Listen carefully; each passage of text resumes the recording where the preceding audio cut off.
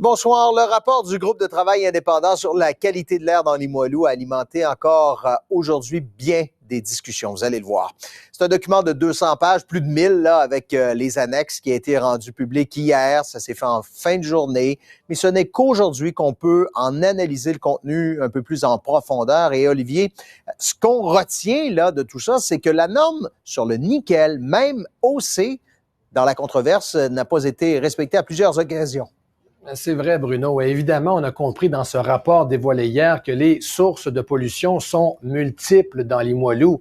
Mais ce qu'on mesure aujourd'hui, c'est effectivement à quel point la question du nickel touche encore une corde sensible, parce que depuis 2 ans, à Québec, anciennes normes ou nouvelles, il y a eu bien des dépassements. Est-ce que vous pensez que la donne a changé? Une nouvelle étude met toujours le même constat dans Limoilou.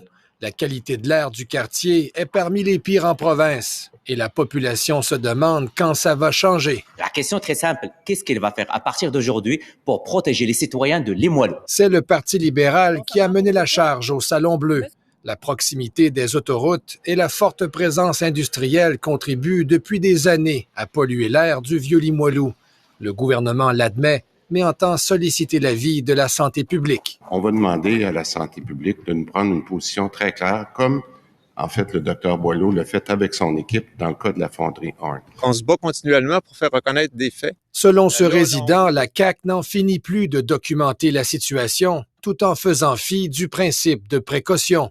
L'an dernier, le gouvernement a multiplié par 5 la norme quotidienne pour le nickel, en établissant la limite à 70 nanogrammes par mètre cube d'oxygène. Or, selon les relevés de la station de mesure du ministère de l'Environnement dans le vieux Limoilou, ce seuil a été dépassé 11 fois depuis 2 ans. 2 échantillons en 2022 et 3 en 2021 ont même franchi la barre des 200 nanogrammes. Des moyens sont possibles, des moyens sont nécessaires, puis c'est une question de protection de la santé publique. Donc, les constats du rapport, les mesures qu'on voit démontrent qu'il y a un problème.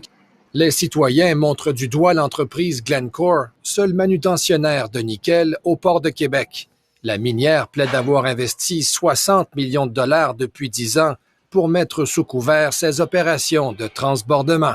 Et il faut aller au-delà de ça. Il faut garantir, dans le fond, une étanchéité des processus. On est quand même face à une matière qui est problématique, qui est à risque, qui a un potentiel de causer des cancers, entre autres éléments.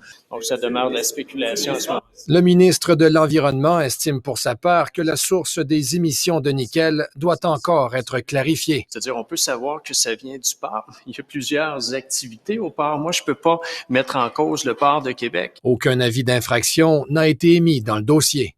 Ici Olivier Lemieux, Radio-Canada, Québec.